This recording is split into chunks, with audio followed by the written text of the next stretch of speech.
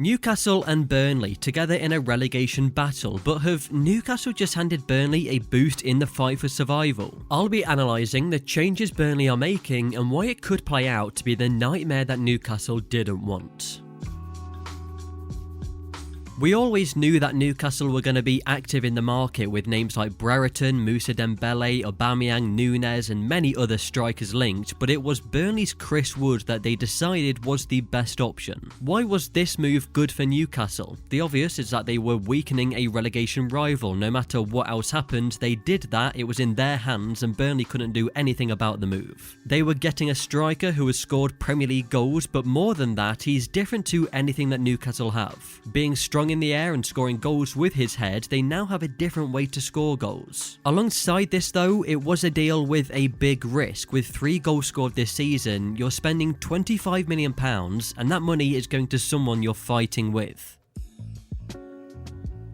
Newcastle needed to be cautious when doing this deal for the fact that Burnley are starting to recruit differently. Their latest signing, Maxwell Cornet from Lyon, proves this. He was signed for £13.5 million and so far he's scored 6 goals in 10 Premier League appearances, adding a different kind of threat to the Burnley attack. This signing proved that Burnley are turning a corner. They've looked around Europe and found a player that they think can make an impact, and he's done just that. By Newcastle giving Burnley £25 million to spend for a player who is 30 years old, someone who Burnley would probably want to upgrade on anyway, and plus I don't think they'd have received £25 million from any other club than Newcastle. The signs were there from Burnley for Newcastle to see that they can use this money wisely, look to bring in 1 or 2 new signings that could have the same impact as Cornet. So their priority was Wout Weghorst, the Dutch striker who scored 20 goals in the Bundesliga last season with 16 and 17 before that. There's no doubt that he's a Chris Wood replacement. Weghorst is 6'6", so if you thought Burnley were a tough team to face before, then Weghorst is here to make things even harder. The thing is though, he offers more than Wood ever did. In fact, he made 484 sprints in the league last season, and that was the 18th most. His movement for a big striker is very good. Technically, he's impressive too. As the ball comes to feet, he can turn and be dominant in 1v1 situations, using his physicality to his advantage to turn and shoot. He's been able to show at Wolsfburg his effective link-up play, being able to receive passes forward, then retain the ball while holding off a defender and pass the ball to a teammate to take a shot at goal. On top of this, last season he attempted the most pressures in the attacking third with 338, and overall he made 176 successful pressures. So the defensive quality needed by Sean Dyche is definitely there. Weghorst is a proven goal scorer with a huge threat in the air, with good movement and neat finishing ability where he shows his composure in front of goal. Now originally when preparing this video, it was with the assumption that Burnley were also going to sign Mislav Orsic, but that deal fell through. Newcastle have massively been let off, as Burnley would have really made a statement here by signing a tricky winger who scored 16 goals last season, and you may remember he scored an impressive hat-trick to knock Jose Mourinho's Tottenham out of the Europa League. Orsic would have gone to the left of the 4-2-2 with Cornet next to Weghorst and potentially moving McNeil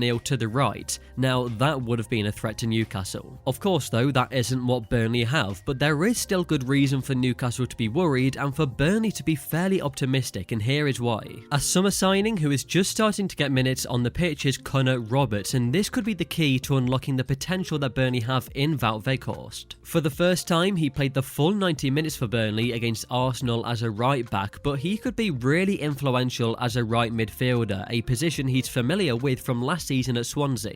From this position, he can be a great outlet for Weghorst to receive crosses, something Roberts has done very well previously. Against Arsenal, he had the 3rd most touches in the attacking third for Burnley, and on top of that, he made the most passes into the penalty area with 2. His passing quality and chance creation is definitely his forte, so moving Roberts forward and keeping Lowton as a right back could lead to better chances created in the air for Weghorst, meaning that Burnley can score some crucial goals in this way. What was a clever move by Newcastle with a potential risk to it has maybe gone the way of an advantage to Burnley in terms of their striker. To make this all the more interesting, the final game of the season is Burnley against Newcastle. What are the odds on a last-minute winner from Wood or Weghorst? As we're so close to 10,000 subscribers, it would be very much appreciated if you could click the subscribe button and of course like the video if you did enjoy.